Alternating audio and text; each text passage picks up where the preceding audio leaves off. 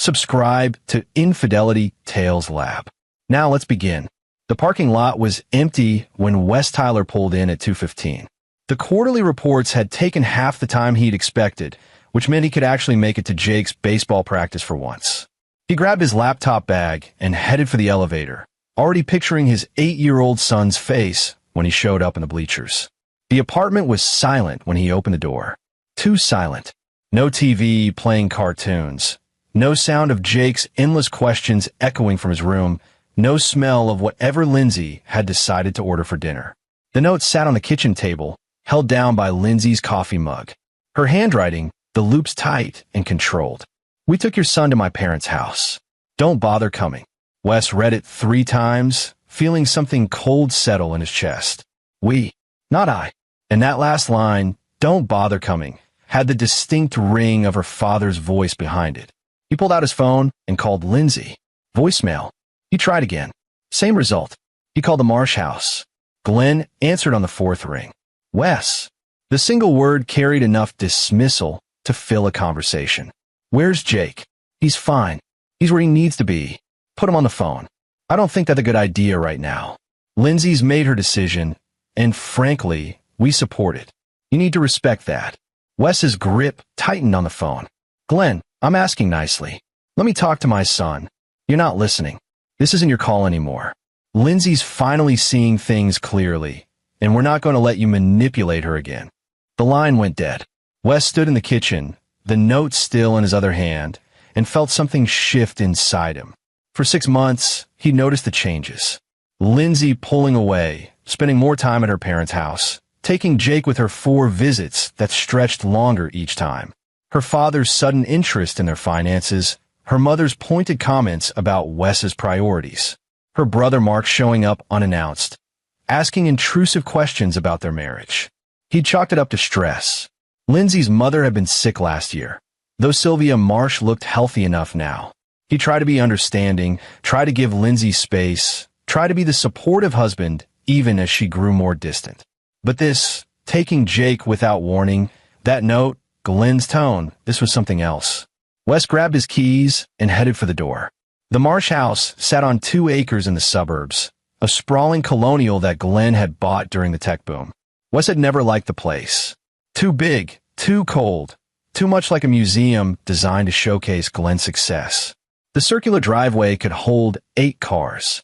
Today it held 5. Lindsay's SUV, Glenn's Mercedes, Sylvia's Lexus, Mark's pickup truck, and a black sedan Wes didn't recognize. He parked on the street and walked up the driveway. The curtains were drawn on most of the windows, but he could see movement inside through the gaps. He rang the doorbell. Waited. Rang again. The door opened. Glenn Marsh stood there in his golf shirt and pressed khakis, his silver hair perfectly styled, his expression somewhere between smug and pitying. "I told you not to come," Glenn said. "I want to see my son. And I told you that's not happening. You're not on a list, Wes." "What list?" Glenn's smile widened slightly. "The list of people who are allowed in this house today. I'm afraid you didn't make the cut."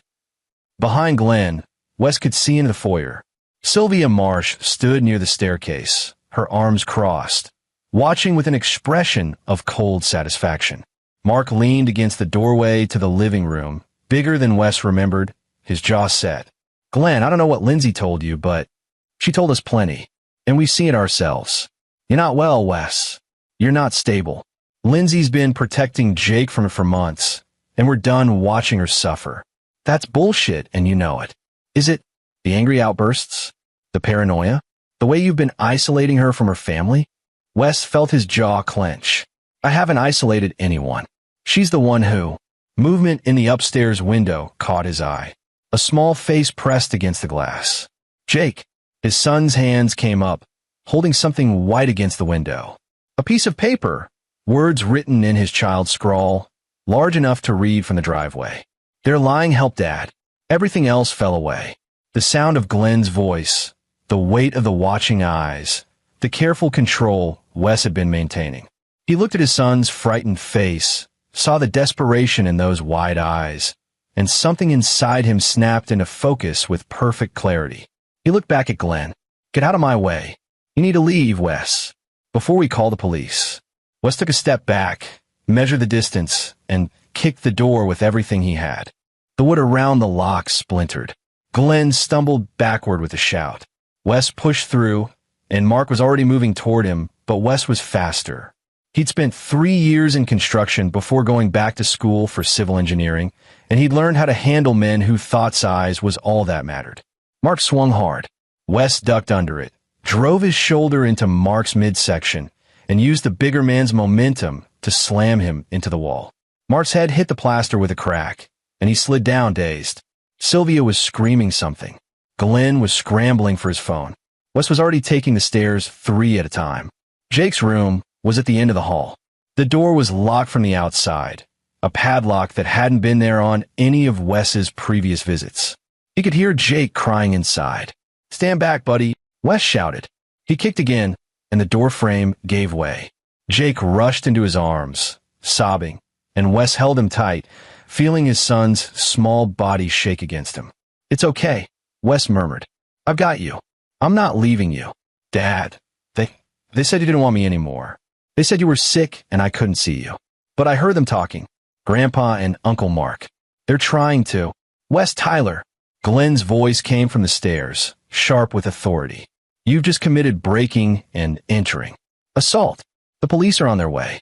Wes turned, keeping Jake behind him. Glenn stood at the top of the stairs, phone in hand, Mark visible behind him with blood trickling from his temple. Lindsay appeared from one of the other rooms, her face pale, her expression unreadable. "Lindsay," Wes said quietly, "what the hell is this?" She wouldn't meet his eyes. "You weren't supposed to come. Our son is locked in a room, with a padlock." He was upset. He needed time to calm down. "He's 8 years old, and you locked him in a room like an animal. We were protecting him from—" She stopped, glanced at her father. "From what?" Wes pressed. "From me? His father? The man who's never missed a parent-teacher conference, who coaches his baseball team, who's been there for every single moment of his life." "You've been erratic," Glenn cut in. "Aggressive. Lindsay's been documenting it for months. Your outbursts at family dinners. Your suspicious behavior. Your attempts to control her. We have records, Wes. Dates, times, witnesses." Wes felt something click into place. The sudden family dinners where he'd been subtly provoked. The questions about their finances that he'd answered honestly, not realizing they were being recorded. Lindsay's new habit of keeping detailed notes, her phone always nearby during their arguments. "You've been building a case," he said slowly. Glenn's smile returned. "We've been protecting our family. Lindsay deserves better than a husband who's clearly suffering from some kind of breakdown. And Jake deserves a stable home environment, which you're providing by locking him in a room. Temporary measures for a difficult situation. Once the custody hearing. Custody hearing? Lindsay finally looked at him. There were tears in her eyes, but something else too. Something that looked almost like guilt. Or was it fear? "The papers are being filed Monday," Glenn said. "Full custody to Lindsay, supervised visitation only for you. Pending a psychological evaluation, of course." Jake's hand tightened in Wes's. "Dad, don't let them." Wes looked down at his son, then back at the 3 adults blocking the stairs. In the distance, he could hear sirens. "What do you want?" he asked quietly. Glenn raised an eyebrow. "Excuse me. This isn't about Jake's welfare. You've orchestrated this too carefully. What do you actually want?" A look passed between Glenn and Sylvia. Mark shifted uncomfortably. "We want what's best for our daughter and grandson," Sylvia said, but her voice lacked conviction. "Try again." The sirens were getting closer. Glenn's expression hardened. "You signed a postnuptial agreement 5 years ago. Remember? When you refinanced the house." Wes did remember. Lindsay had said it was a formality, something her father's lawyer had suggested to protect both of them. He'd barely read it, trusted his wife, signed where she'd indicated. That agreement stipulates that in the event of divorce due to mental incapacity or abuse, all assets default to the non-impaired spouse, including your share of Tyler Works. Wes stared at him. Tyler Works was the engineering firm Wes had co-founded 3 years ago. They just landed 2 major contracts with the city. The company's valuation had quadrupled in the last 18 months. "You're trying to steal my company. We're trying to ensure Lindsay and Jake are provided for," Glenn corrected. The fact that you're breaking down doors and assaulting family members only proves our point about your instability. The police cars were pulling into the driveway. Wes looked at Lindsay again, really looked at her. The woman he'd fallen in love with 10 years ago, who'd laughed at his terrible jokes and cried when he proposed. The woman who'd held his hand when Jake was born and whispered that she'd never been happier. "Is this what you want?" he asked. She opened her mouth, closed it, looked at her father. "Lindsay, I'm asking you, is this what you want?" Her voice cracked. "You don't understand. They said, Dad said you wouldn't fight it if." "If what?" But Glenn was already moving down the stairs toward the approaching officers, and Mark was right behind him, touching the blood on his temple for emphasis. Sylvia put her arm around Lindsay's shoulders, steering her away. Wes knew what was about to happen. He'd be arrested, charged with breaking and entering at minimum, assault if Mark pressed it. Glenn would have a lawyer waiting. The custody papers would be filed Monday, and Wes would be fighting from behind bars or at best, from the wrong side of a restraining order. He knelt down in front of Jake. "Buddy, I need you to listen to me very carefully. No matter what happens in the next few days, I want you to remember that I love you more than anything in the world. And I'm going to fix this. Don't let them take me," Jake whispered. "I won't. I promise. But I need you to be brave for a little bit longer, okay? Can you do that?" Jake nodded, tears streaming down his face.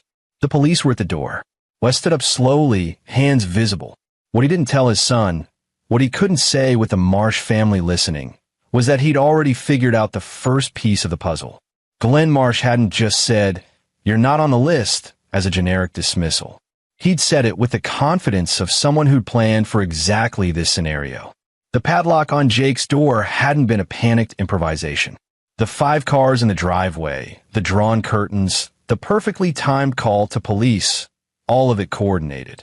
And if they planned this so carefully, they'd made mistakes. They had to have. Everyone did.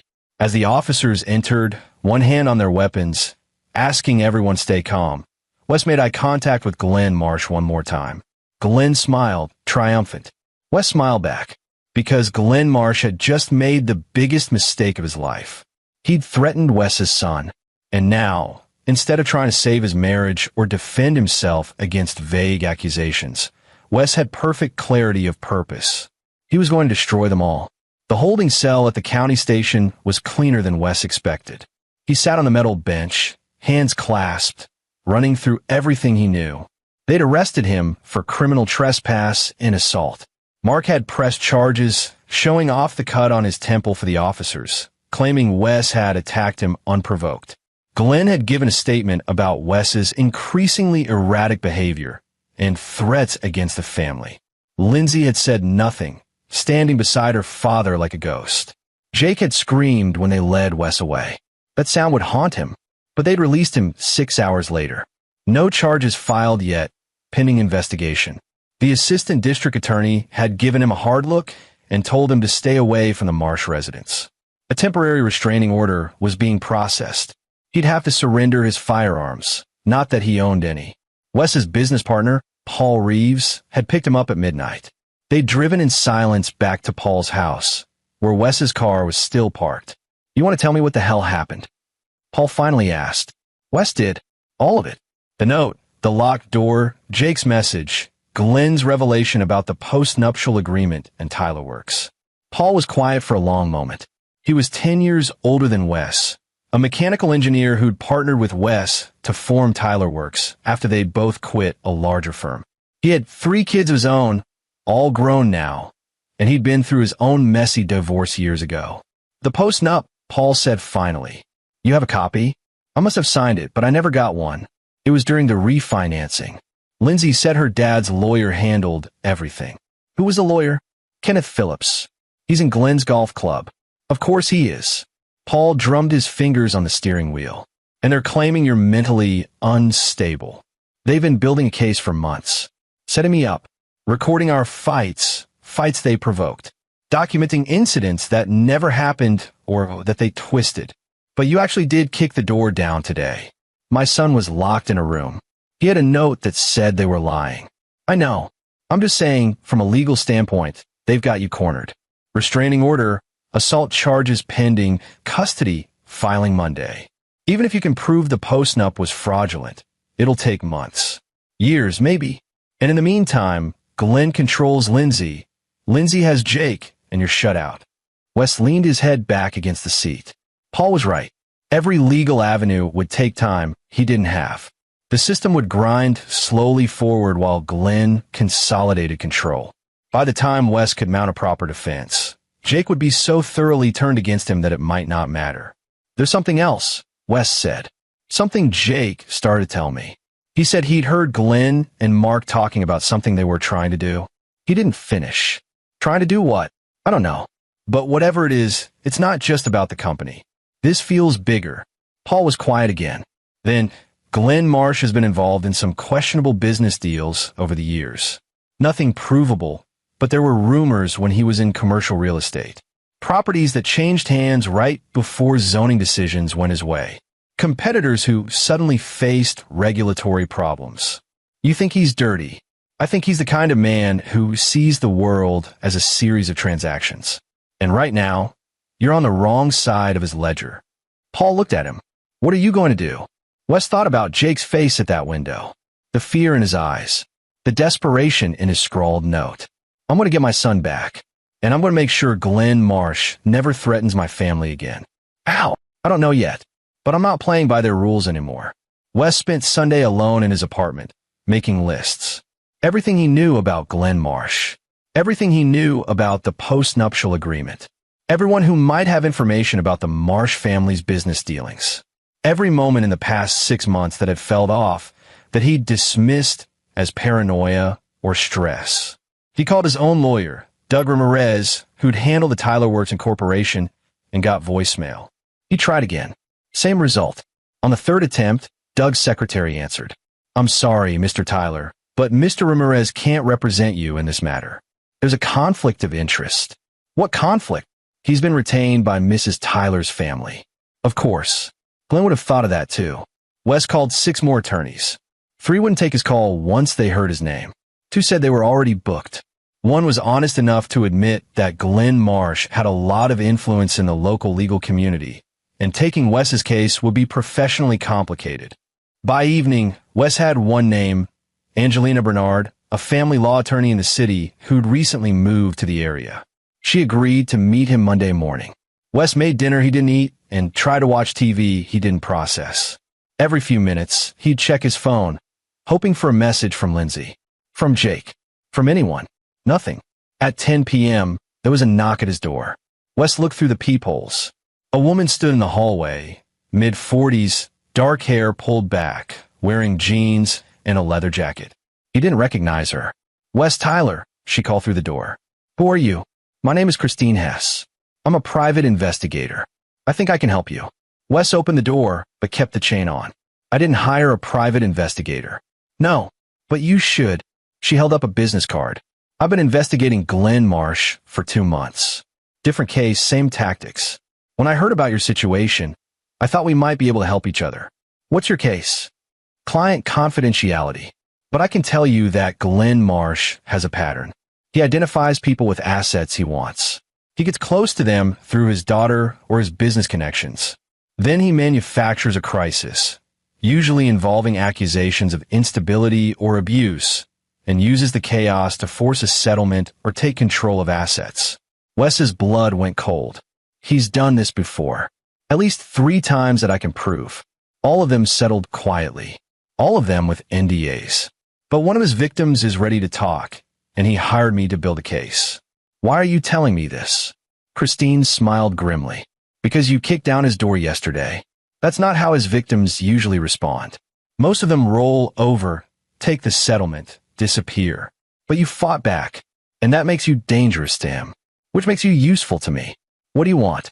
I want Glenn Marsh to go to jail, or at least lose everything he's stolen. My client wants justice. You want your son back. I think we can work together. Wes studied her through the gap in the door. She looked tired, like she'd been working this case too long.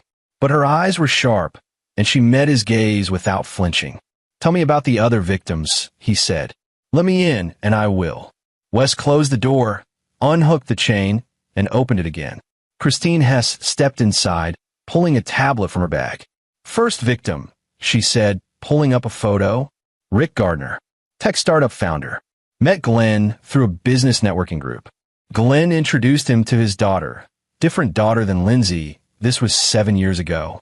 They dated for 6 months. Rick's company was about to go public. Suddenly, the daughter claimed Rick had been abusing her. Glenn supported his daughter, helped her file charges. In the chaos, Rick signed over a significant chunk of his equity to settle the claims. The charges were dropped. The daughter disappeared.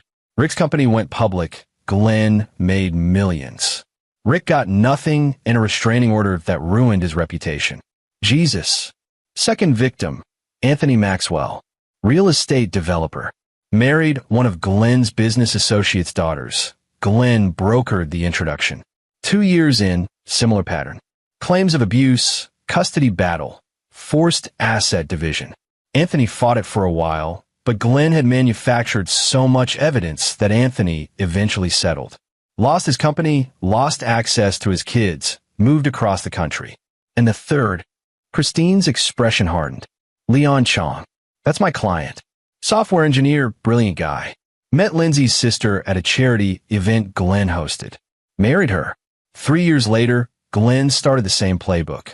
But Leon's wife actually loved him. She tried to warn him, tried to refuse to cooperate. So Glenn turned on her too. Made it look like she was unstable, like Leon had manipulated her. Had her committed for a psychiatric evaluation that lasted 3 weeks. By the time she got out, Glenn had control of Leon's patents, his company, everything. Leon's wife divorced him under threat. Glenn said if she didn't, he'd make sure she never got out of the mental hospital. That's illegal. That's kidnapping, fraud, extortion. It's all of those things. But Glenn's been very careful. He uses legitimate legal procedures, just twisted. He has lawyers who know how to work the system. Doctors who will write the evaluations he needs.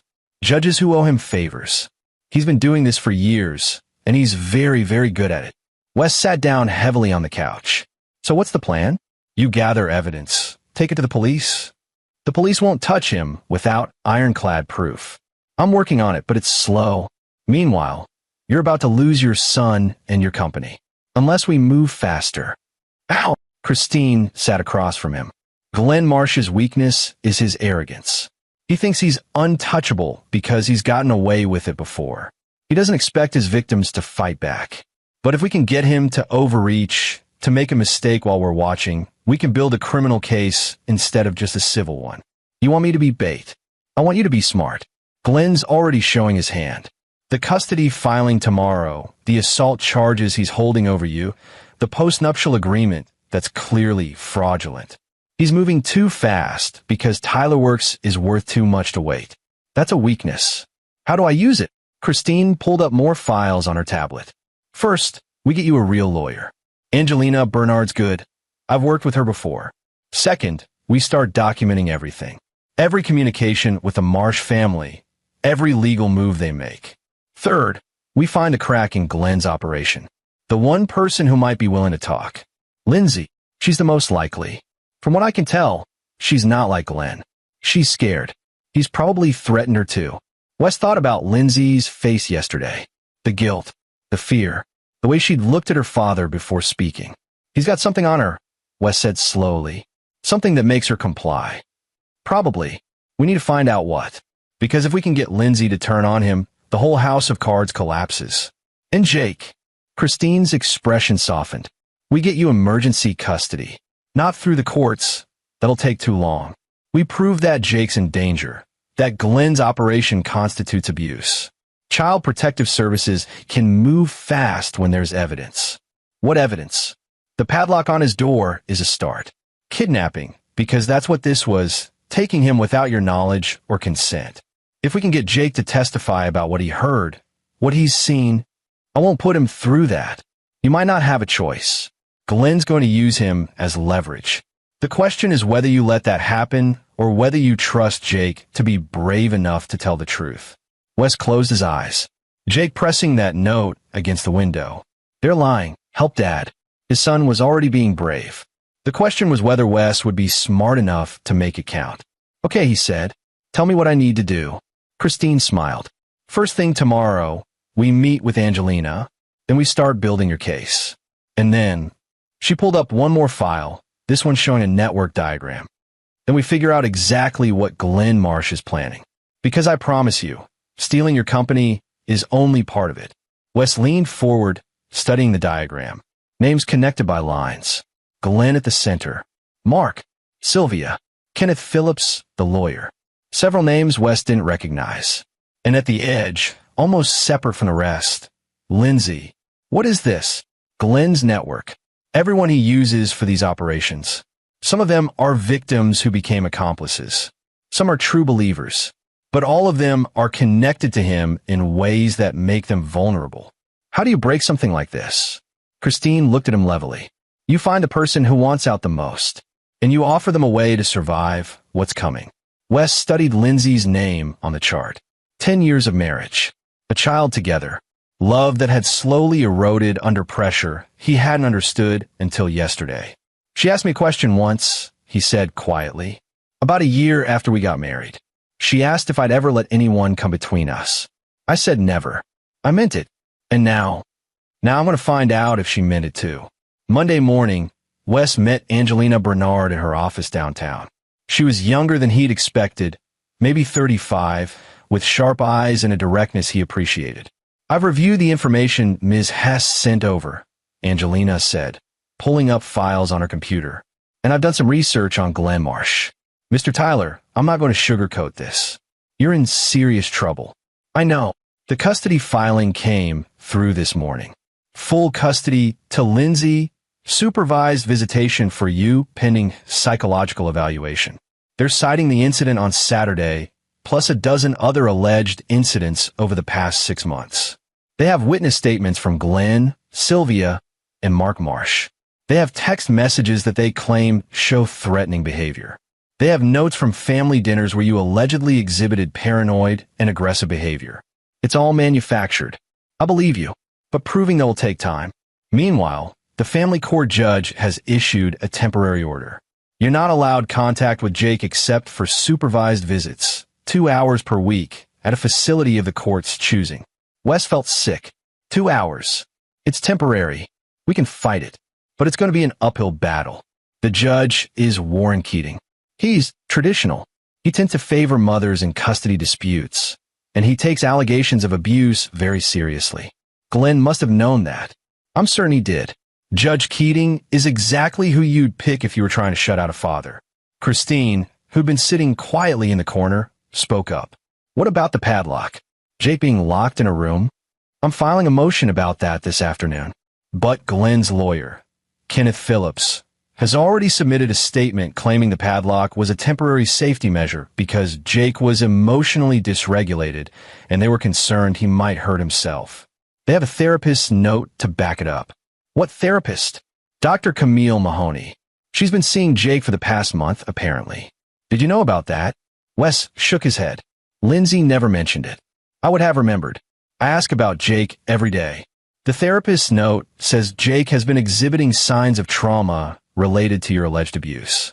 It recommends limited contact pending further evaluation. This is insane. It's thorough, Angelina corrected. Glenn Marsh has been planning this for months, maybe longer. Every piece fits together. Every angle covered. He's very good at this. So what do I do? Angelina sat back in her chair. Normally, I'd say we play defense. We respond to each filing. We counter each accusation. We request our own evaluations. It would take 6 months to a year, but we'd probably win. You're Jake's father. You've been present his whole life, and there's no actual evidence of abuse. But I don't think Glenn's going to wait 6 months. He wants control of Tyler Works now, which means he's going to push for a quick settlement. He'll dangle access to Jake in front of you, offer to drop the charges, maybe even agree to joint custody. All you have to do is sign over your stake in the company. Wes clenched his jaw. And if I refuse, then he destroys you. The charges go forward. The custody battle gets uglier. He'll drag it out until you're bankrupt from legal fees and broken from fighting. Eventually, you'll give in just to make it stop. I won't. Angelina studied him. I believe you. Which brings me to option 2, which is we go on offense. We don't just defend against his accusations. We investigate him. We build a case that he's the real threat to Jake's welfare. We expose his pattern of behavior, and we force him to defend himself instead of attacking you. That's what Christine's been doing. Yes, and between her evidence and what we can gather through legal discovery, we might have enough to flip this. But it's risky.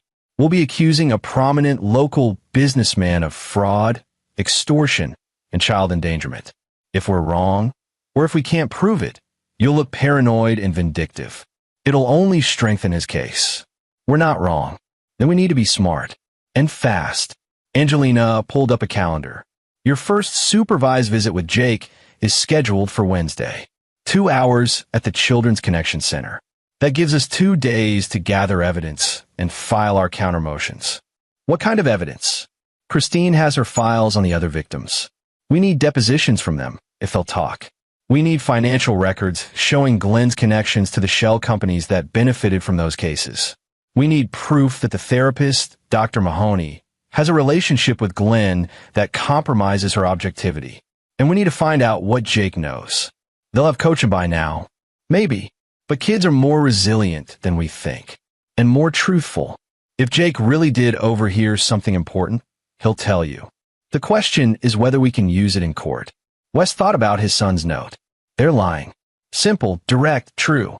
What about Lindsay? He asked. Angelina and Christine exchange a look. What? I did some digging over the weekend, Christine said. Lindsay's sister, the one who married Leon Chong. Her name was Natasha. She died 3 years ago. Car accident on a mountain road. Single vehicle crash. No witnesses. Wes felt cold. You think Glenn? I think it's suspicious. Leon said Natasha was planning to leave Glenn's orbit to cut ties with the family. A week later, she's dead. The police ruled it an accident. But the timing is convenient. Lindsay never talked about her sister. I knew she died, but she wouldn't discuss it. She just shut down. That might be the leverage Glenn has over her, Angelina said quietly. If Lindsay suspects her father had something to do with Natasha's death, if he's threatened her with the same fate if she doesn't cooperate, then she's a prisoner too. A willing one, maybe, but still a prisoner. Wes stood up, pacing to the window. Outside, the city moved through its Monday morning routine.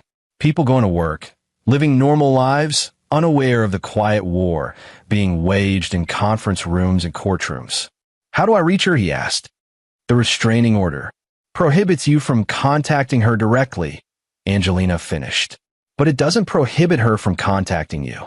If she wants to talk, she knows where to find you. She won't. Not while Glenn's watching.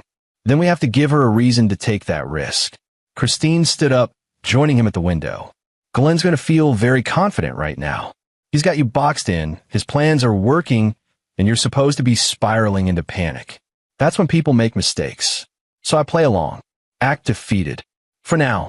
Meanwhile, we work behind the scenes. I keep investigating. Angelina files the necessary motions. And you, she looked at him. You need to figure out what Glenn really wants. Because I promise you, it's not just your company. What else could there be? That's what we need to find out. Wes left the meeting with a list of tasks and a growing sense that he was in deeper than he'd realized. Glenn wasn't just a greedy father-in-law trying to steal his assets. He was something more dangerous. A man who'd built an entire system for destroying people, who'd been doing it for years, and who'd never been stopped. But Wes had something Glenn's other victims hadn't. He'd fought back immediately. He hadn't accepted the script Glenn had written. And that meant the playbook wasn't working quite as smoothly as Glenn expected. The question was how to use that advantage. Wes spent the afternoon at Tyler Works, going through files and talking to Paul Reeves. The company was in good shape. 2 major contracts with the city, 3 smaller projects in development, plans for expansion. On paper, it was worth about $8 million. In reality, with the right buyer, it could go for triple that. Glenn must have known about the city contracts before we did, Paul said. That's why he moved now. Once those projects are complete, we'll have a reputation that makes the company even more valuable. Can we lock down ownership? Make it harder for him to take it? We could try. I talked to our corporate lawyer this morning. She's drafting new bylaws that require unanimous board approval for any ownership transfers. But if you're declared mentally incompetent, that might not matter. The court could appoint a conservator to make decisions for you. Let me guess. Glenn would volunteer for that position. Almost certainly. Wes rubbed his eyes. What's our runway if this gets ugly? If I'm tied up in court for months? 3 months, maybe 4, before we start missing payroll. After that, Paul shrugged. We'd have to take on debt or fine investors, which would dilute our ownership and make us vulnerable to takeover. So Glenn's timeline makes sense. Drag it out just long enough to weaken the company, then swoop in with an offer to help Lindsay by buying it at a discount. That'd be my guess. Wes's phone buzzed. Unknown number. He almost ignored it, then answered. Mr. Tyler? A woman's voice, nervous. My name is Trisha Pham. I work at Dr. Mahoney's office. The therapist who's been seeing your son. Wes straightened. Yes. I'm calling because I think you should know something. Dr. Mahoney's sessions with Jake aren't. They're not real therapy. She's coaching him, telling him what to say about you. Can you prove that? I have session notes. The real ones, not the ones she files with the court. She keeps 2 sets. The official ones say Jake is showing signs of trauma. The real ones say he talks about you constantly, that he misses you, that he's confused about why he can't see you. Wes gripped the phone. Why are you telling me this? Because it's wrong. I'm a therapist too. I'm doing my clinical hours under Dr. Mahoney's supervision. But this isn't therapy. It's manipulation. And that little boy is suffering because of it. Will you testify to that? Silence. Then I could lose my license. Dr. Mahoney has connections.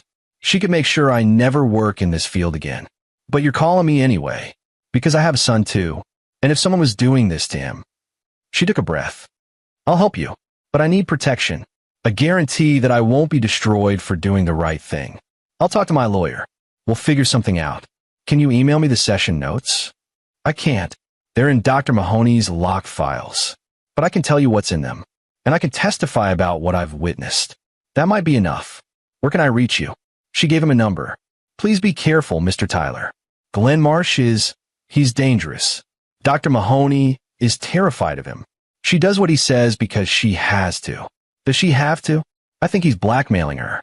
Something about her past. I don't know the details, but I've seen the way she reacts when he calls. After Trisha hung up, Wes immediately called Angelina. We have a witness, he told her. Someone inside Dr. Mahoney's operation who's willing to talk. That's great, but we need to be careful. Glenn will see this coming. If he's been blackmailing the therapist, he's got contingencies. So what do? We move fast. Get Trisha's testimony recorded before Glenn knows she's turned. File it with our counter motion tomorrow. Catch him off guard. And hope he doesn't have time to silence her. Exactly. Wes hung up and sat in his office, staring at the blueprints on his wall. Designs for buildings that would last decades, engineered to withstand storms and earthquakes in time. Structures built on solid foundations. Glenn Marsh had built his empire on lies and intimidation. It looked solid, but it wasn't.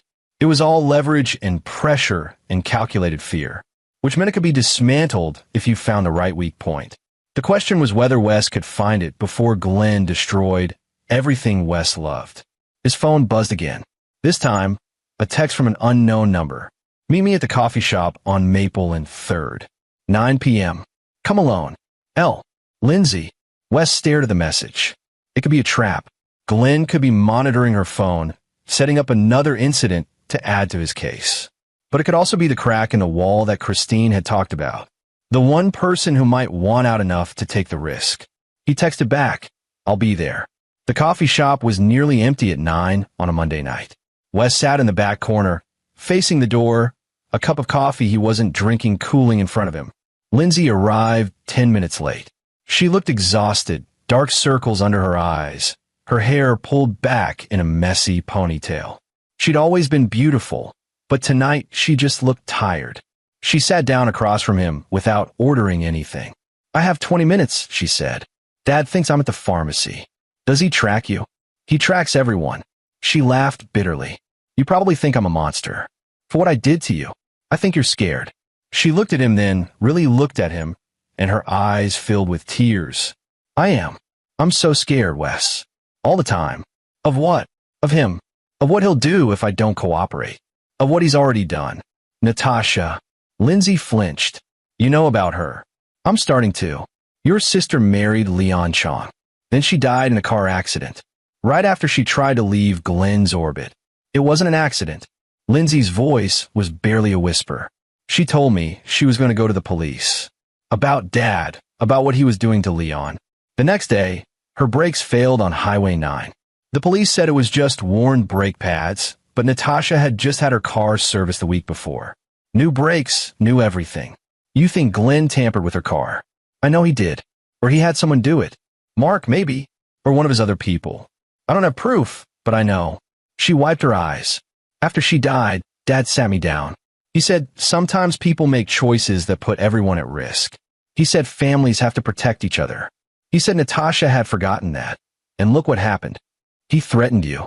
Not directly. He never does anything directly. But I understood. If I didn't help him, if I tried to leave, if I went to the police, there might be another accident. Maybe involving Jake this time. Wes felt rage building in his chest, white-hot and focused. Lindsay, he can't. Yes, he can. You don't know him like I do. You see the successful businessman, the respectable father. I've seen the other side. The man who destroys anyone who crosses him. The man who always gets what he wants. So you let him use you. Use our son. I thought I could protect Jake by cooperating. I thought if I just went along with it, helped Dad get what he wanted, he'd leave us alone after. That Jake and I could start over somewhere. And you'd be okay without us. Without my son, without my wife. Lindsay, I would never be okay with that. I know. She was crying now, silent tears streaming down her face. I know, and I'm sorry. I'm so sorry, Wes. But I don't know how to stop him. He's planned everything. Every move. Every contingency. He's 3 steps ahead, always. Then we get 4 steps ahead. Ow! You tell me everything. What he's planning, what he wants, who his allies are. Every detail. And we use it against him. Lindsay shook her head. If he finds out I talked to you, he won't. We're careful. We're smart. And we make sure that when we move, we take him down completely. So he can't retaliate. It's not possible. He's too. Lindsay. Wes reached across the table, stopping just short of touching her hand. Jake pressed a note against the window. He wrote, "They're lying. Help Dad. Our 8-year-old son is braver than both of us put together right now. We owe it to him to try." She looked at his hand, then at his face. For a long moment, she didn't speak. Then, there's more. More than just the company. Dad's planning something bigger. What? He's been having meetings. With people I don't know. Showing them documents about the city contracts Tyler Works has. He's not just trying to steal your company. He's trying to use it for something else. For what? I don't know exactly. But I've heard him talking to Mark about the stadium project. About how once Dad controls Tyler Works, he can adjust the specifications to his advantage. And about payments coming from someone he calls the developer. Wes's mind raced. The stadium project. The city was planning a new downtown stadium, one of the biggest infrastructure projects in decades. Tyler Works had bid on the structural engineering contract. They'd thought they were frontrunners, but the decision hadn't been announced yet. Glenn's going to bribe his way into the contract. Worse, he's going to use your reputation to win it legitimately, then change the designs to use cheaper materials or cut corners. The developer pays him under the table, the city gets a substandard stadium, and Dad makes millions. If anything goes wrong, it's your company's name on the blueprints. You take the fall. That's fraud. Criminal fraud. People could die if the structure fails. I know, but how do you prove it? By the time anyone figures it out, the stadium will be built, the money will be hidden, and Dad will have covered his tracks. Wes sat back, the full scope of Glenn's plan coming into focus. It wasn't just about stealing Tyler Works. It was about using it as a vehicle for a much bigger crime. And if anything went wrong, Wes would be the one blamed, the mentally unstable engineer who'd cut corners while his company fell apart. When's the contract decision? Next month. Dad's been pushing to expedite the custody case, so he has control before then. We have a month then to stop him. Wes, you're not listening. He's planned for this. He has judges in his pocket, police who owe him favors, lawyers who'll do whatever he says. How do we fight that? By being smarter than he is. By finding the one thing he didn't plan for. What's that? Me not giving up, and you deciding to help me. Lindsay looked at him for a long moment. Then she reached in her purse and pulled out a USB drive. Financial records, she said. Bank statements, wire transfers, emails. Everything I could copy from Dad's office without him noticing. It's not organized, and I don't understand most of it, but it's all there. His deals with the other victims. The payments to Dr. Mahoney and Judge Keating and everyone else in his network. Everything. Wes took the drive carefully, like it might explode. Lindsay, I'm still scared. I'm still not sure we can win. But you're right about Jake. He deserves better than this. Better than me being too afraid to do the right thing. She stood up. I have to go. Dad will notice if I'm gone too long. Wait. Wednesday, I have a supervised visit with Jake. Will you bring him? Dad insists on being there. He doesn't trust me anymore, I think. He's watching me constantly. Then we be careful. But Lindsay, I need you to do something for me. What? Tell Jake I love him. Every day. No matter what Glenn says, no matter what happens in court, I need Jake to know that I'm fighting for him. He knows. He talks about you constantly. Drives Dad crazy. She almost smiled. He's so much like you. Stubborn. Brave. Too brave for his own good. He gets that from his mom, too. She left without saying goodbye. Wes sat alone in the coffee shop, holding the USB drive and feeling like the ground beneath him had shifted. For 2 days, he'd been playing defense, reacting to Glenn's moves, trying to survive. But now he had weapons. Evidence. Leverage. Now he could fight back. He called Christine. I have something you need to see. Lindsay gave me files. Financial records. Everything. I'll be at your place in 20 minutes. Then he called Angelina. We need to accelerate everything. I have evidence that Glenn's planning more than fraud. He's planning to sabotage a city infrastructure project. We're talking criminal charges, federal investigation, level stuff. Send me what you have. I'll review it tonight. Wes drove home, his mind already 3 steps ahead. Glenn had been planning for months, building his case carefully, covering every angle. But he'd made one critical mistake. He'd assumed Wes would break. Though when faced with losing his son and his company, Wes would crumble like the other victims had. That fear and exhaustion would wear him down until he accepted whatever settlement Glenn offered. But Glenn hadn't counted on Jake's note, on Lindsay's courage, on Trisha Pham's conscience, on all the small acts of rebellion that his victims and accomplices had been too afraid to attempt until now. Most of all, Glenn hadn't counted on Wes being the kind of man who got more determined when cornered, who'd spent his career solving impossible engineering problems by finding the weak point in the structure and applying force exactly where it mattered most. Glenn Marsh had declared war on the wrong man. And now, Wes Tyler was going to show him exactly what that meant. By midnight, Wes's apartment had become a war room. Christine had brought her files. Angelina had arrived with her laptop and a legal pad covered in notes. Paul Reeves had come too, after Wes called him with a brief explanation. They spread everything across the dining table. Lindsay's USB drive contained hundreds of files. Bank statements showing wire transfers to offshore accounts. Emails between Glenn and Kenneth Phillips discussing asset acquisition strategies. Text messages with Mark about handling problems. A spreadsheet labeled targets with names and net worth estimates. Rick Gardner, $4.2 million recovered Anthony Maxwell. $2.8 million recovered Leon Chong. $6.1 million recovered Wes Tyler. $8 million estimated. And at the bottom, 2 new names. Kevin Fields, $12 million estimated Robert Wells. $15 million estimated. He's already planning his next victims, Paul said quietly. Christine was going through the emails. Look at this. Glenn and Kenneth Phillips discussing the post-nuptial agreement. They specifically designed it to be defensible enough that you'd sign it without thinking, but exploitable enough that they could use it later. And here, an email to Dr. Mahoney. Glenn tells her exactly what to write in Jake's evaluation. Word for word. That's malpractice, Angelina said. We can have her license revoked. And here's the stadium project. Wes pulled up another file. Payments from something called Cascade Development LLC to Glenn's account. $300,000 last month. $500,000 2 months before that. The memo says consulting fees, but look at the dates. Each payment comes right after Glenn had a meeting with someone in the city planning department. Bribes, Paul said. He's bribing city officials to steer the stadium contract to whoever Cascade Development wants. And once he controls Tyler Works, he can make sure the design uses Cascade's preferred materials and subcontractors, even if they're not qualified, even if the building won't be safe. Angelina was typing rapidly. This is enough for a criminal investigation. I can file a complaint with the Attorney General's office tomorrow. Wire fraud, bribery, conspiracy. Glenn's looking at serious federal charges. How long until they act? Wes asked. Weeks, maybe months. They'll need to verify the evidence, interview witnesses, build a case.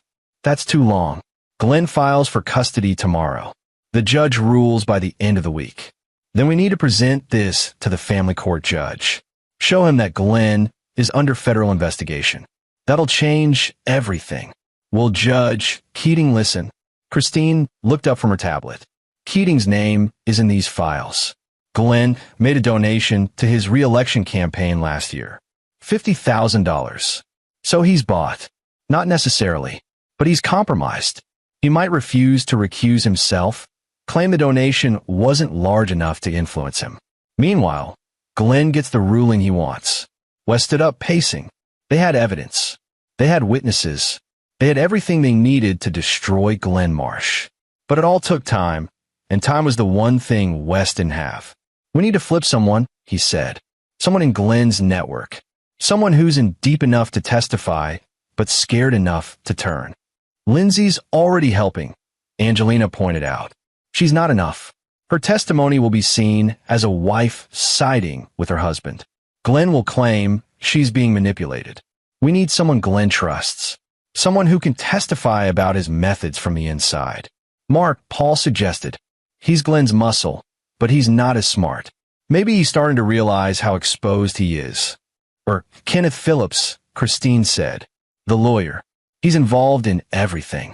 If he flips, he can give us all of Glenn's clients, all his schemes going back years. Wes thought about it. Mark was a thug, loyal to his father, and not bright enough to see the walls closing in. Kenneth Phillips was a lawyer, which meant he'd covered himself legally and probably had immunity deals ready if things went south. But there was one person they hadn't considered. One person who'd been in the background of everything, but who might have their own reasons to turn. Sylvia, Wes said. Lindsay's mother. The room went quiet. Think about it, Wes continued. Sylvia's been married to Glenn for what, 30 years? She's seen everything. She knows where all the bodies are buried. Maybe literally, given what happened to Natasha. And she's protected him because she's complicit. But what if we offer her a way out? Why would she take it? Angelina asked. Because she's terrified of him too. You've seen how she acts around Glenn. She never contradicts him. Never speaks unless he gives her permission. She's as much a prisoner as Lindsay was. But she participated in kidnapping Jake. Paul objected.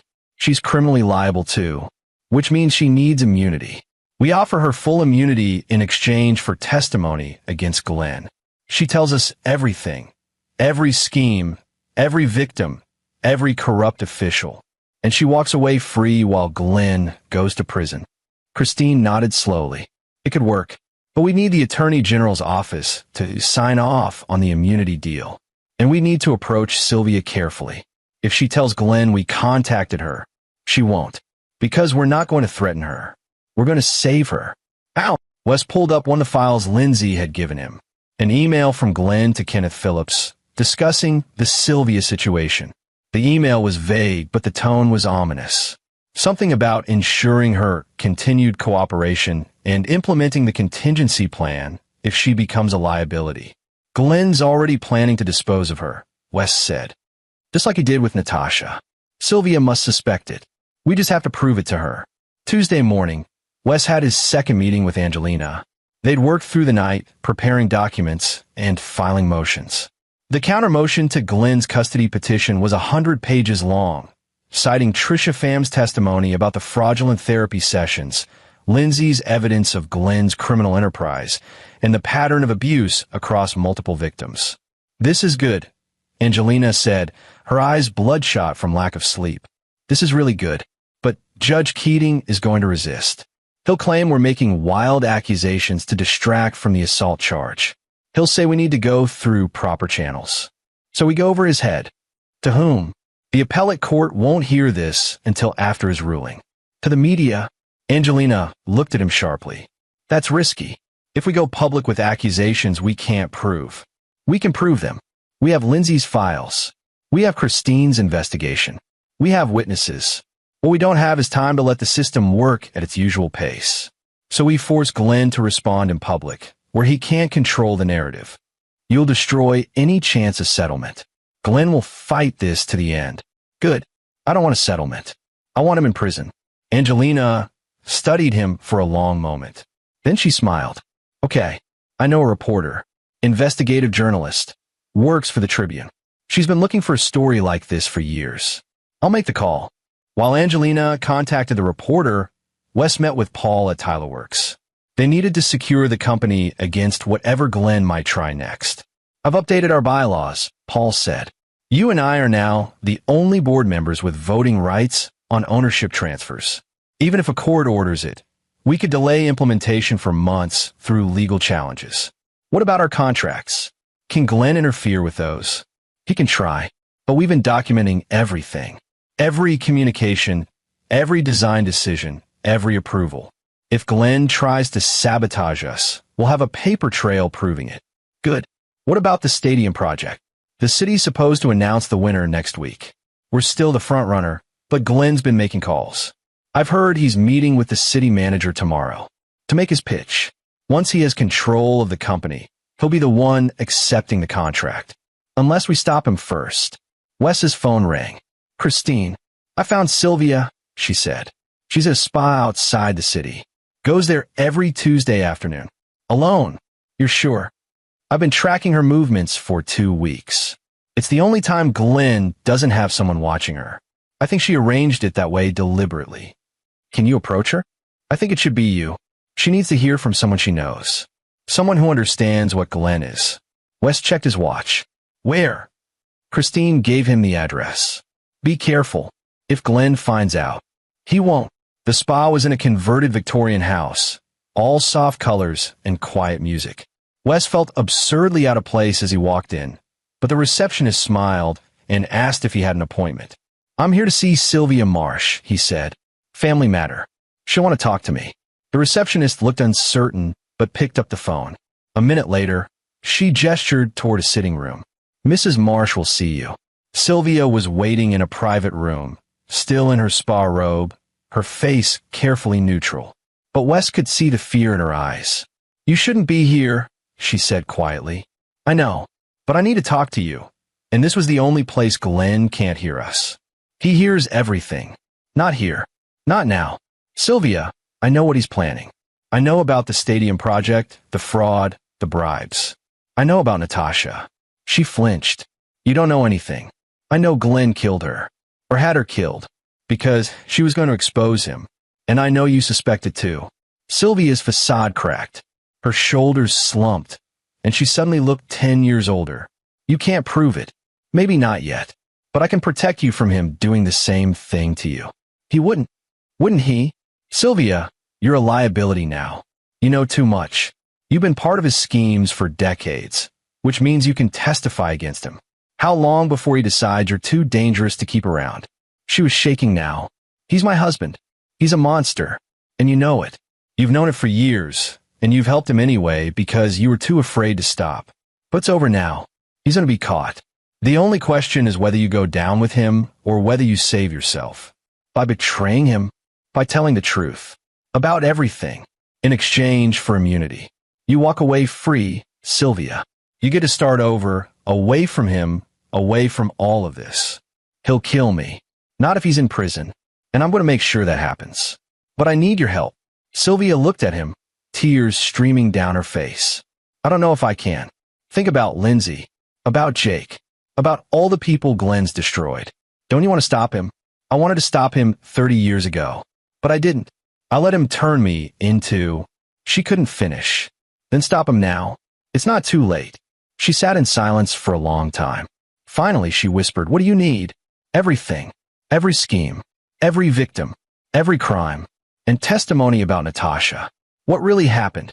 He covered it so well. The break lines, he had Mark do it. I didn't know until after. Glenn told me what happened like it was nothing.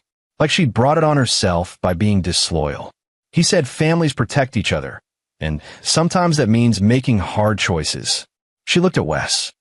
I've been terrified ever since that I'd be next. You won't be. I promise. But you have to trust me. Sylvia wiped her eyes. I'll do it. But not for you. For Jake. He shouldn't grow up thinking this is normal. That his grandfather is someone to admire. Thank you. Don't thank me yet. Glenn will know something's wrong. He always does. Let him. By the time he figures it out, it'll be too late.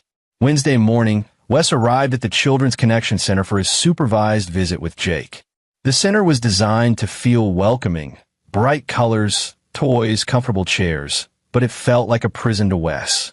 2 hours in a monitored room with his own son. The supervisor, a tired-looking woman in her 50s, explained the rules. No discussion of the custody case. No negative talk about Lindsay or her family. No attempts to influence Jake. All conversation would be monitored and recorded. Understood, Wes said. Jake arrived with Lindsay and Glenn. Mark was there too, leaning against the wall like hired security.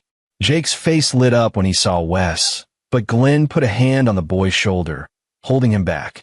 Remember what we talked about? Glenn said quietly to Jake. Be polite, but you don't have to do anything that makes you uncomfortable. Jake nodded, his enthusiasm dimming. Glenn looked at Wes with that same smug smile. 2 hours, Tyler. Make them count. The supervisor ushered Jake into the visiting room. Glenn started to follow, but the supervisor stopped him. Only the parent and child during visits, sir. You can wait in the lobby. Glenn's smile tightened, but he nodded. Of course. Jake, we'll be right outside if you need us. The door closed. Wes and Jake were alone, except for the camera in the corner and the supervisor at her desk. Jake rushed into Wes's arms. Dad! Wes held him tight, breathing in the familiar smell of his son's shampoo, feeling the solid weight of him. Hey, buddy. I missed you so much. I missed you too. Grandpa said you were sick, that you couldn't see me for a while. But I knew he was lying. Jake, I need you to be careful what you say. The camera. I don't care. They're lying about you. They say you're dangerous, but you're not. You're the best dad ever. Wes felt his throat tighten. I'm trying to fix this. I promise. I heard Grandpa talking. He said once he gets your company, he's going to make sure you never see me again. He said Mom will move with me to another city, and you won't even know where we are. Wes forced himself to stay calm. That's not going to happen. How do you know? Because I'm smarter than he is. And because I have help. Your mom is helping me. Jake's eyes widened. Really? But she's scared. Your grandpa has been threatening her. But she's brave like you. She gave me information that's going to stop him. What kind of information? Stuff that proves he's breaking the law. Hurting people. Once the police see it, he's going to be in big trouble. Jake thought about that. Good. I hate him. He's mean to Mom. And he locked me in my room when I tried to tell you what I heard. What did you hear exactly? Jake glanced at the camera, then whispered. He was talking to Uncle Mark about the stadium. About how they're going to use your company to build it wrong on purpose. So it costs less, but they get to keep the extra money. Uncle Mark said, what if someone gets hurt? And Grandpa said it doesn't matter because you'd be the one who'd go to jail. Did he say anything else? He said once he had your money, we'd all be rich. He told Mom she was going to thank him someday for making her do this. The supervisor was watching them. Wes knew the recording would be reviewed, probably by Kenneth Phillips, definitely by Glenn. He needed to be careful, but he also needed Jake to know the truth. Buddy, I need you to do something for me. Can you be really brave? I'm always brave. I know you are. I need you to write down everything you heard. Every conversation between Grandpa and Uncle Mark, or Grandpa and anyone else. Dates if you remember them, and what they said. Can you do that? Like a spy. Exactly like a spy. But don't let anyone see you doing it. Especially not Grandpa. Hide what you write somewhere safe. Where? Wes thought. Do you still have the hollowed-out book I gave you? The secret compartment one. Jake nodded. In my room at Grandpa's house. Perfect. Write everything there. And when this is over, we'll use it to make sure the truth comes out. They spent the rest of the 2 hours talking about baseball and school and Jake's upcoming birthday. Wes tried to act normal, tried to be the dad Jake needed him to be, even with the camera recording everything and Glenn waiting outside like a spider in its web. When time was up, Jake clung to him. Don't let them take me away forever. I won't. I promise. You trust me. Always. In the lobby, Glenn was waiting with his arms crossed. He didn't say anything, just took Jake's hand and led him toward the exit. Lindsay followed, but she turned back once to meet Wes's eyes. He nodded slightly. She nodded back. Mark smirked at Wes as he passed. See you in court, loser. Wes watched them leave, then headed to his car. He had a meeting with the Tribune reporter in an hour. Tonight, Angelina was filing the counter-motion with all the evidence. Tomorrow, Sylvia was meeting with the Attorney General's office to give her testimony. And by Friday, when Judge Keating was supposed to rule on custody, Glenn Marsh would be fighting for his freedom instead of stealing Wes's son. At least, that was the plan. Wes knew from experience that no plan survived contact with reality perfectly. There would be complications, unexpected moves, things he hadn't anticipated. But for the first time since he'd found that note on his kitchen table, Wes felt like he was playing offense instead of defense. And Glenn Marsh was about to learn what that meant. The Tribune reporter, Shannon Robinson, met Wes at a diner downtown. She was in her 40s, with sharp eyes and a recorder that she set on the table between them. Angelina says you have a story for me, she said. About Glenn Marsh. Wes had prepared for this conversation. He'd organized the evidence, worked out what could be said publicly and what needed to stay confidential for now, practiced staying calm while discussing the man who tried to destroy his family. Glenn Marsh has been running a fraud operation for at least 7 years, Wes began. He identifies people with significant assets, gets close to them through his family or business connections, then manufactures situations to take those assets. He uses custody disputes, mental health accusations, and fraudulent legal documents to force his victims into settlements. Shannon was writing rapidly. How many victims? At least 3 confirmed. Probably more. I have financial records showing he's already identified 2 more targets. And you're his latest victim? He's trying to steal my engineering company and use it to commit fraud on a city infrastructure project. The new stadium. He's been bribing city officials to steer the contract to a shell company, then planning to cut corners on construction. If that stadium fails, people will die. And I'll be blamed. Shannon's eyes widened. That's a hell of a story. What proof do you have? Wes pulled out a folder. Financial records. Wire transfers showing bribes. Emails discussing the scheme. Testimony from my wife about conversations she overheard. And testimony from Glenn's wife, who's turning state's evidence. Sylvia Marsh is testifying against her husband in exchange for immunity. She's been complicit in his schemes, but she's also terrified of him. He killed his own daughter 3 years ago when she threatened to expose him. Shannon stopped writing. That's a serious accusation. Natasha Marsh died in a car accident in 2023. Single vehicle crash, brake failure. Happened 1 week after she told her mother she was going to the police about Glenn's fraud operation. Her husband, Leon Chong, is willing to testify about the suspicious circumstances. Has anyone investigated it as a potential homicide? Not yet, but with Sylvia's testimony and the pattern of behavior, they will. Shannon leaned back, studying him. Why are you doing this publicly? Why not just work through law enforcement? Because Glenn has influence in the legal system. Judges who owe him favors. Lawyers who'll slow walk investigations. I need public pressure to make sure he can't make this go away. And because you want your son back. Wes met her eyes. Yes, Glenn took my son, locked him in a room, has been poisoning him against me for months. I'll do whatever it takes to stop that. Shannon nodded slowly. I'll need to verify everything independently. Talk to witnesses, review documents. But if it all checks out, this is Pulitzer material. When can you give me the evidence? Tonight. Angelina will send you everything we're filing with the court. You'll have exclusive access. When do you want it published? Friday morning. Same day the judge is supposed to rule on custody. I want Glenn to wake up to his crimes on the front page. You know this will destroy him. That's the idea. Shannon smiled grimly. Okay, let's do it. But Tyler, be careful. Men like Glenn Marsh don't go down quietly. If he figures out what you're planning, he already knows I'm fighting back. But he thinks I'm desperate and defensive. He doesn't realize I've been building a case against him this whole time. Let's hope you're right. After the meeting, Wes drove to Christine's office. She was on the phone when he arrived, but she waved him in. Yeah, I'll have the documents to you by 5, she was saying. No, he's cooperating fully. Okay, thanks. She hung up. That was the AG's office. They're moving fast. They want Sylvia's deposition tomorrow morning. Is she ready? As ready as she'll ever be. She's terrified, but she's also relieved, I think. Like she's finally telling the truth after decades of lying. What about Mark?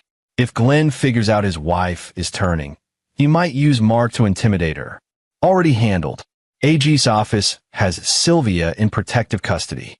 They moved her to a hotel this morning. Glenn thinks she's still at the spa. He's going to notice eventually. Let him. By the time he realizes she's gone, it'll be too late. Wes's phone buzzed. Paul, we have a problem, Paul said when Wes answered. Glenn just filed an emergency motion to appoint a conservator for you. Claims you're mentally unstable and need someone to manage your affairs while the custody case proceeds. Who's the proposed conservator? 3 guesses. Himself. Got in 1. He's asking Judge Keating to grant it immediately before tomorrow's hearing. Wes cursed. Can he do that? If Keating signs off, yes. And then Glenn has legal control over Tyler Works, your bank accounts, everything. Angelina, already on it. She's filing an emergency objection. But Keating could rule any time. Wes hung up and looked at Christine. Glenn's accelerating. He knows something's wrong, or he's just being cautious. This was probably always part of his plan. Take control of your assets before the custody ruling, so you can't hide anything. Either way, we're running out of time. When does Shannon's story go live? Friday morning, 5 a.m. online, 7 a.m. print edition. And Sylvia's deposition? Tomorrow at 9 a.m. So we have about 40 hours before everything goes public. 40 hours for Glenn to figure out what we're doing and try to stop it. Christine looked at him seriously. He will try. You know that, right? Glenn doesn't just lose. He burns everything down rather than admit defeat. Then we make sure he burns alone, not taking my family with him. That night, Wes barely slept. He kept checking his phone, waiting for news, waiting for Glenn's next move. It came at 3 a.m. A call from an unknown number. Wes almost didn't answer, but something made him pick up. Mr. Tyler. Glenn's voice, calm and measured. We need to talk. We have nothing to discuss. I think we do. I know what you're planning. The reporter, the AG's office, my wife's sudden disappearance. Very clever. I'm impressed. Wes said nothing. But here's the thing, Wes. You're not going to win. Even if everything you've filed is true, and I'm not saying it is, you're forgetting one critical detail. What's that? Lindsay. Whatever immunity deal you think Sylvia has, Lindsay doesn't. She's been part of this from the beginning. She helped me document your instability. She lied to therapists and doctors. She participated in isolating Jake from you. If I go down, she goes down with me. And then Jake loses both parents. Wes gripped the phone. Lindsay was acting under duress. Can you prove that? Or are you relying on her testimony, which I'll have torn apart in cross-examination? Wes, you can't save everyone. Make your choice. You can destroy me and lose Lindsay. Or you can accept my settlement offer and keep your family. What offer? You sign over 40% of Tyler Works. I drop all charges. I agree to joint custody. Lindsay stays out of prison. Everyone walks away with something. Except you get to use my company for fraud. That's speculation. Maybe I just want a good investment. Maybe I genuinely believe you need help managing the business. Does it matter? You get Jake back. Isn't that what you want? Wes thought about Jake's face at that window. They're lying. Help Dad. No deal, he said. See you in court. He hung up before Glenn could respond. 5 minutes later, Angelina called. Glenn's lawyers just filed 50 pages of additional documents with the court. affidavits from people claiming to witness your violent behavior, medical records supposedly showing a history of mental illness, evidence that you've been harassing the Marsh family. It's all fabricated, but it's convincing. Can you counter it? Not by tomorrow morning. Wes, he's burying us in paperwork. Classic legal maneuver. Overwhelm the opposition, so the judge only has time to read his version. So what do? We trust that our evidence is stronger. That Trisha's testimony and Lindsay's files and Sylvia's deposition outweigh his lies. But I'll be honest, it's going to be close. After she hung up, Wes sat in the darkness of his apartment, thinking. Glenn was right about one thing. Lindsay was vulnerable. She participated in Glenn's scheme, even if she'd been coerced. A prosecutor might not see that as a sufficient defense. But Glenn was wrong about another thing. Wes wasn't choosing between his family and justice. He was fighting for both. And if Glenn thought 50 pages of lies would stop him, Glenn didn't understand who he was dealing with. Wes pulled out his laptop and started writing. Everything he knew about Glenn's operation, documented in painful detail. Times, dates, conversations, evidence. He wrote for 3 hours, until dawn light started filtering through the windows. When he finished, he had a document that was simultaneously a testimony and a declaration of war. He sent it to Angelina, to Christine, to Shannon Robinson. Then he drove to the court. Thursday's hearing was scheduled for 10 a.m. Wes arrived early with Angelina. The courthouse was already crowded. Apparently Glenn had invited supporters. Businessmen in expensive suits, associates from his various ventures, people who owed him favors or feared his retaliation. Lindsay arrived with Glenn and Kenneth Phillips. Mark was absent, probably off handling whatever emergency Glenn had assigned him. Lindsay wouldn't meet Wes's eyes, and he realized Glenn must have confronted her about the USB drive, about their meeting. She looked terrified. Judge Keating entered, and the hearing began. Kenneth Phillips went first, presenting Glenn's emergency motion for conservatorship. He painted Wes as unstable, violent, a danger to himself and others. He showed the court fabricated medical records, doctored emails, testimony from people Wes had never met. It was a masterclass in legal manipulation. When Angelina stood to respond, she had to fight for every word. Judge Keating kept interrupting, asking skeptical questions, clearly favoring Glenn's narrative. But then Angelina played her trump card. Your Honor, we have testimony from Dr. Mahoney's clinical supervisor that the therapy sessions with Jake Tyler were fraudulent. That Dr. Mahoney was coaching the child to make false statements about his father. That records were falsified to support Mr. Marsh's custody claim. Keating frowned. That's a serious allegation.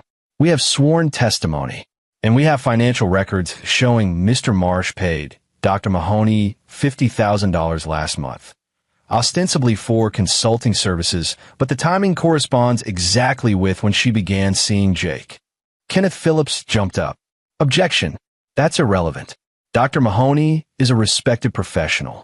Any payments were for legitimate services.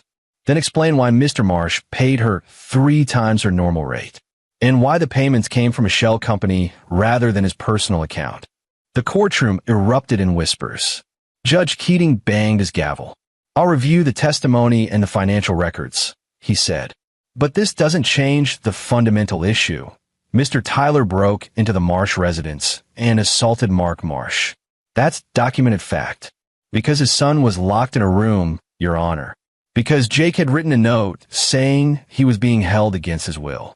Any father would have done the same. That's not for you to decide. Then let's ask Jake.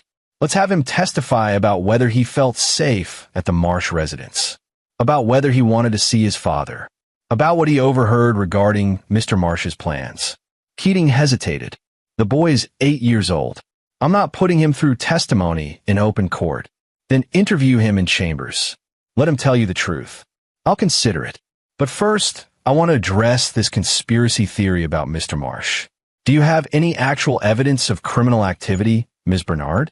Or just speculation based on circumstantial financial records? Angelina smiled. We have testimony from Mr. Marsh's wife, Sylvia Marsh, who is currently giving a deposition to the Attorney General's office about Mr. Marsh's fraud operation. She's detailing schemes going back 7 years, including possible murder. The courtroom exploded. Kenneth Phillips was shouting objections. Glenn's face had gone white. Lindsay looked like she might faint. Judge Keating was banging his gavel, demanding order. "Murder," he said when the noise died down. "You're accusing Mr. Marsh of murder?" Natasha Marsh, his daughter, died in 2023 under suspicious circumstances, 1 week after she threatened to expose his fraud operation.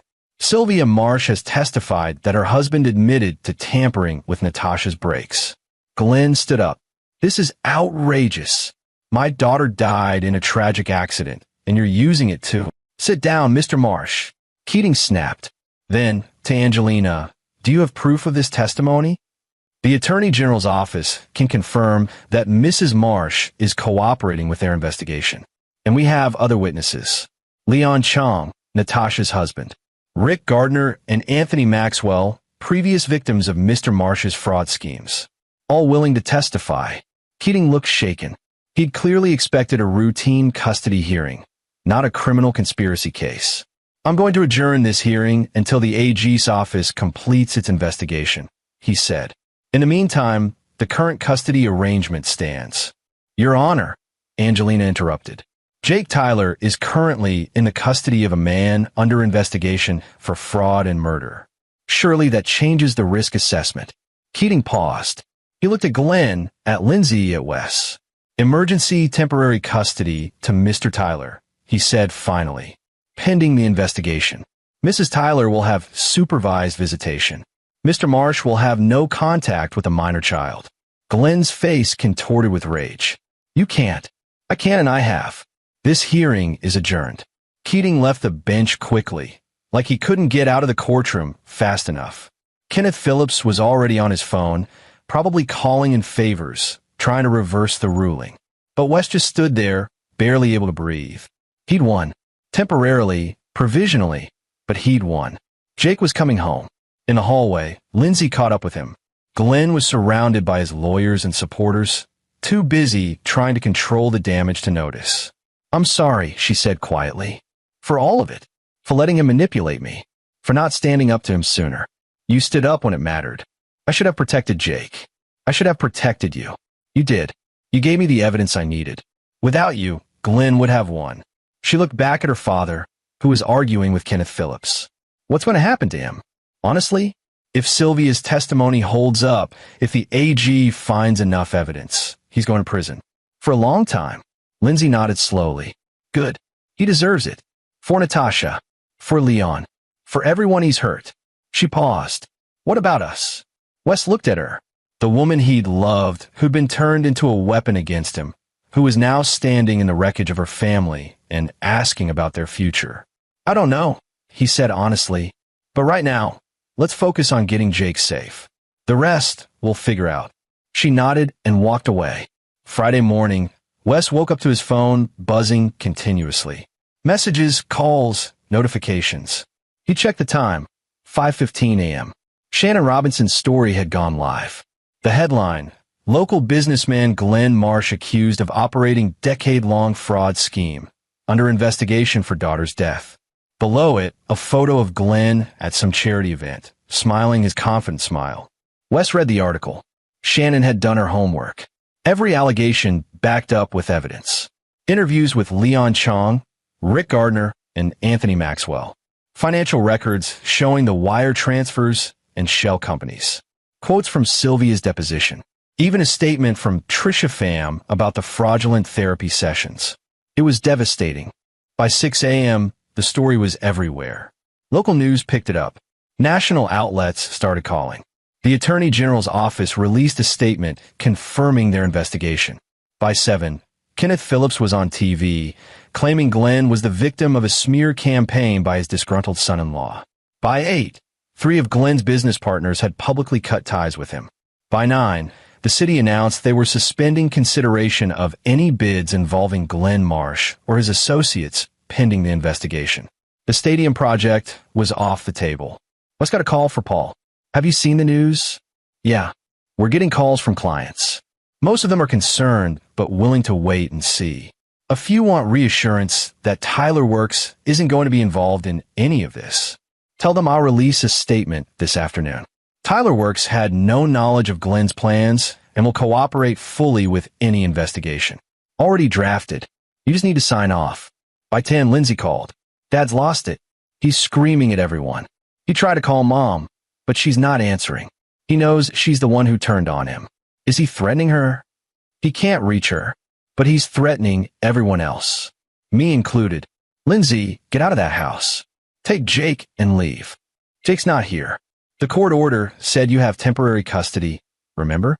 I dropped him at your apartment this morning. Wes cursed. He'd been so focused on the news that he hadn't checked his door. He sprinted across the apartment and found Jake sitting in the hallway, his backpack beside him, looking scared. Buddy, how long have you been here? Mom dropped me off an hour ago, but you didn't answer when I knocked, so I waited. Wes pulled him into a hug. I'm sorry. I'm so sorry. Come inside.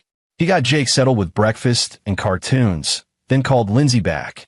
Where are you now? Still at Dad's house. I can't leave. He won't let me. What do you mean he won't let you? He's locked all the doors. Took my car keys. Says I'm not going anywhere until I fix this mess. Wes's blood went cold. Lindsay, that's kidnapping. Call the police. He took my phone too. I'm calling from the landline in the bathroom. He doesn't know I'm in here. I'm calling 911 right now. Stay in the bathroom. Lock the door. He called the police and reported the situation. They said they'd send units immediately. Then he called Christine. Glenn's holding Lindsay hostage. He's completely lost control. That's what I was afraid of. Men like him, when they realize they're cornered, they get dangerous. The police are on their way. Good. But Wes, be careful.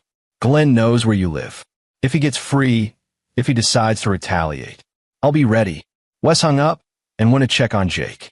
His son was watching TV, but Wes could see the tension in his shoulders. Is Mom okay? Jake asked quietly. She will be. The police are helping her. Grandpa's bad, isn't he? Like really bad. Yeah, buddy. He is. I knew it. I always knew. They sat together on the couch, Wes holding his son close, and waited for news. It came an hour later. Lindsay called from a police station. They arrested him, she said, her voice shaking. When the police showed up, he tried to fight them. He actually pulled a gun on them. They had to taser him. Are you hurt? No. I'm fine. Shaken but fine. Mark was there too. He tried to help Dad. They arrested him for assault on an officer. Jesus. It's over, Wes. It's really over. But Wes knew it wasn't. Glenn would make bail. He'd fight the charges. He'd try to turn this around somehow. Men like him always did. What Wes needed was insurance. One final move that would guarantee Glenn couldn't hurt them again. He called Angelina. I need you to do something for me. What? File for full custody. Not temporary. Full legal and physical custody. On the grounds that Lindsay was complicit in Glenn's scheme and poses a risk to Jake. Silence on the line. Wes, she's helping us. She testified against her father. I know. But if Glenn thinks Jake is his leverage, he'll keep targeting Lindsay to get to him. The only way to keep Jake completely safe is to remove him from the equation.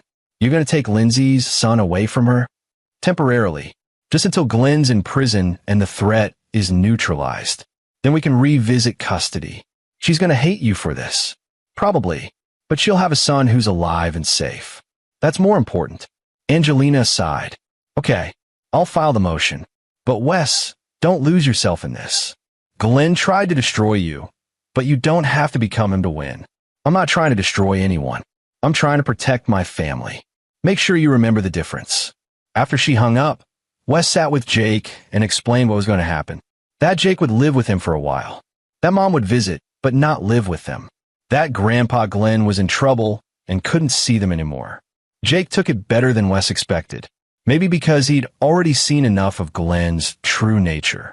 Maybe because he was just relieved to be with his father. That afternoon, Shannon Robinson called. The AG's office just announced charges. Glenn Marsh is being indicted on 15 counts. Fraud, bribery, conspiracy, extortion, and voluntary manslaughter in connection with Natasha's death. Voluntary manslaughter? Not murder. They couldn't prove premeditation. But if he's convicted on all counts, He's looking at 20 to 30 years. What about Mark? 5 counts. He's probably going to flip and testify against Glenn to reduce his sentence. And Sylvia? Full immunity, as promised. She's cooperating completely. That evening, Wes got a call from an unknown number. Against his better judgment, he answered. You think you've won. Glenn's voice, hoarse with rage. You think you've destroyed me. Glenn, you're out on bail. You shouldn't be calling me. I'm calling from my lawyer's office. This is a legal call. I'm offering you one last deal. No deals. You're going to take Lindsay's son away from her. File for full custody. Do you really think that's right? After everything she's been through, Lindsay was helping you destroy me. She was protecting herself. From me, yes, but also from you. You're so righteous, Wes. So sure you're the good guy.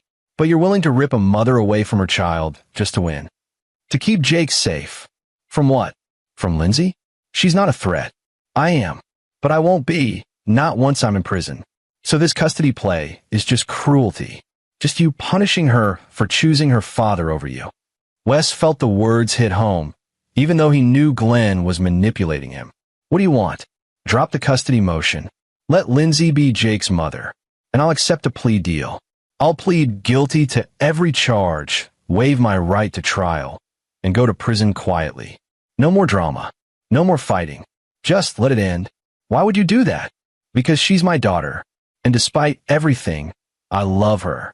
I don't want to watch you destroy her the way I destroyed everyone else. Wes was silent. Think about it, Glenn said. You can have your revenge. Watch me go to prison. Or you can have your revenge and make your wife suffer. What kind of man are you, Wes Tyler? The line went dead.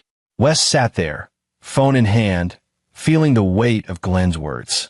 He told Angelina he wasn't trying to destroy anyone, that he was protecting his family. But was that true?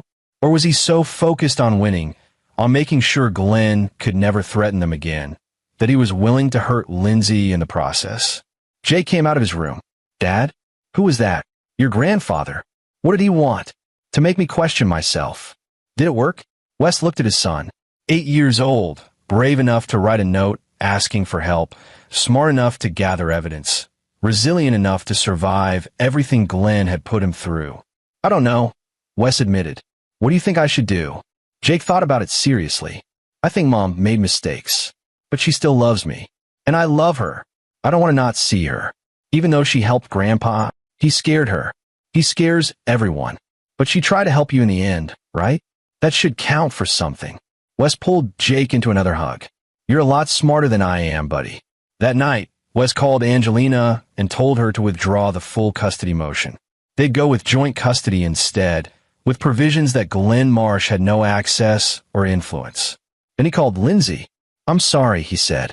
I was going to take Jake away from you. I thought it was the only way to keep him safe. But that was wrong. She was crying. Wes, I'm still angry. About all of it. But Jake needs his mother. And you earned a second chance by standing up to Glenn when it mattered. Thank you. Thank you so much. We're not back together. I don't know if we ever will be. But we're co-parenting. For Jake. I understand. And Wes. Dad called me too. He told me what he offered you. About the plea deal. Yeah. Are you going to take it? Wes thought about Glenn's words. About becoming the kind of man who destroyed people.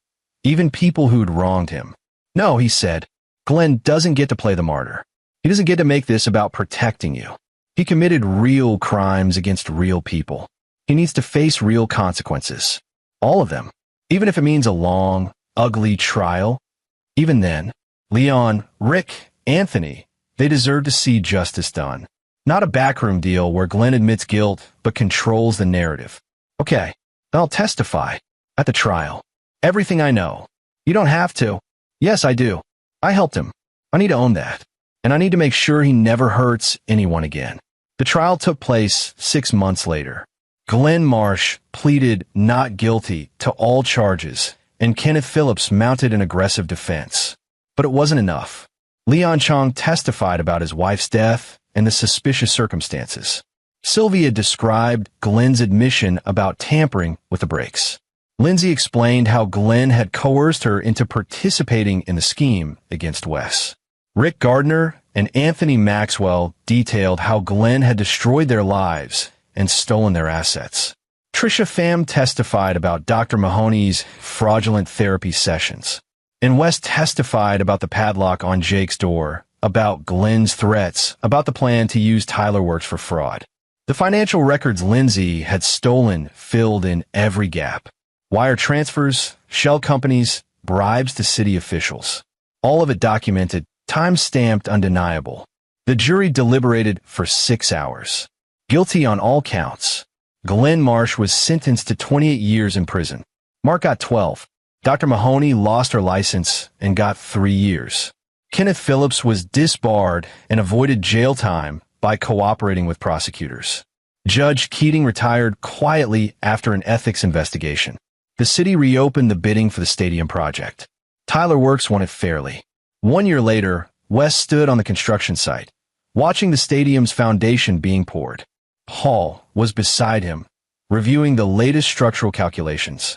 "We're ahead of schedule," Paul said, "and under budget. Imagine that. Doing it right actually saves money." Wes smiled. Who knew? His phone buzzed. Lindsay, asking if Jake wanted to come over for dinner. They'd settled into a rhythm. Joint custody, weekly dinners together, slowly rebuilding trust. They weren't getting back together, probably never would. Too much had happened. But they were friends again, partners in raising their son. Jake had nightmares sometimes, about locked doors and threatening voices. But he was in real therapy now, with a counselor who'd helped him process the trauma. He was playing baseball again, laughing again, being 8 again. Wes had won. Not perfectly. There were scars, complications, relationships that would never fully heal. But he'd protected his son, saved his company, brought a criminal to justice. Glenn Marsh would die in prison, his empire dismantled, his name synonymous with fraud and corruption. And Wes Tyler would build stadiums that lasted for generations, structures founded on solid ground and honest work. In the end, that was the difference between them. Glenn had built his life on lies, and lies always crumbled eventually. Wes had built his on the truth, even when it was hard. And the truth, it turned out, was the strongest foundation of all. And there you have it. Another story comes to an end. What did you think? I'd love to hear your thoughts in the comments below. If you enjoy this story, consider joining our community by subscribing. It means the world to us. For more stories like this one, check out the recommended videos on screen. And I'll see you there.